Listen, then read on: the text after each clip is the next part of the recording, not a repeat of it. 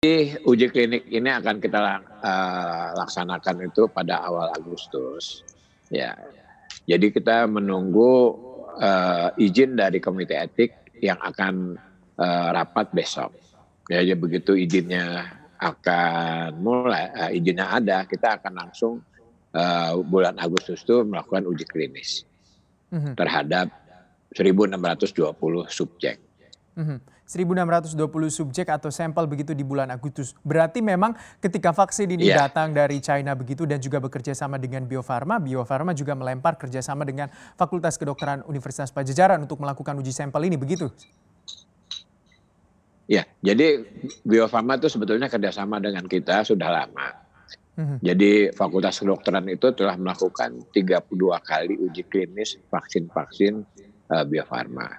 mhm, Bio Farma telah memproduksi vaksin dan diekspor ke 132 negara, ya. mhm, Nah, sekarang akan membuat vaksin COVID, jadi mhm, tambah lagi produksinya, vaksin COVID.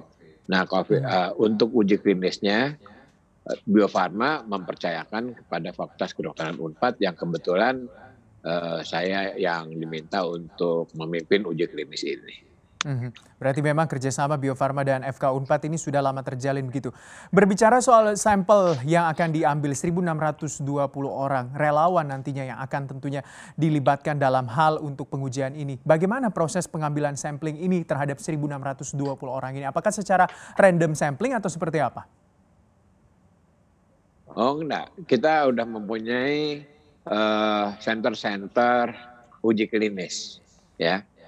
Untuk vaksin COVID ini senternya itu ada 6 tempat.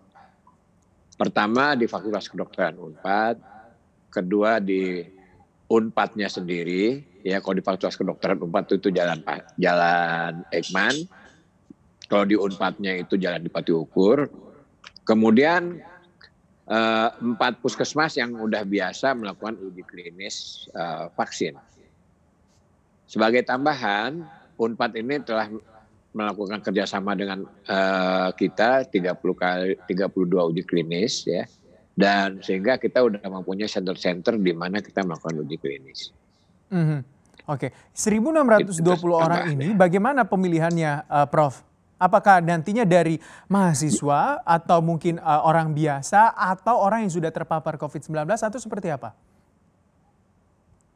Jadi sampel-sampelnya itu sebelum melakukan uji klinis harus kita periksa dulu dengan ya diperiksa bahwa orang itu pasti sehat. Tidak mempunyai penyakit-penyakit asma berat, gangguan liver yang hebat, atau gangguan kekebalan tubuh, dan tidak pernah berhubungan dengan penderita COVID. Dan itu bisa kita periksa dari pemeriksaan darahnya. Nah, kalau Mhm, dari hasil pemeriksaan darahnya sehat, bagus, kemudian orang tersebut akan diperiksa, ya, satu-satu orang itu diperiksa oleh dokter spesialis dan dokter umum. Dokter yang akan terlibat dalam uji klinis ini, dokter spesialisnya itu ada 12, dokter umumnya ada 36, perawatnya banyak sekali di tiap-tiap puskesmas dan tiap-tiap center, dan juga administrasinya. Jadi ini mhm. merupakan suatu organisasi yang cukup besar dan agak ruwet juga gitu loh.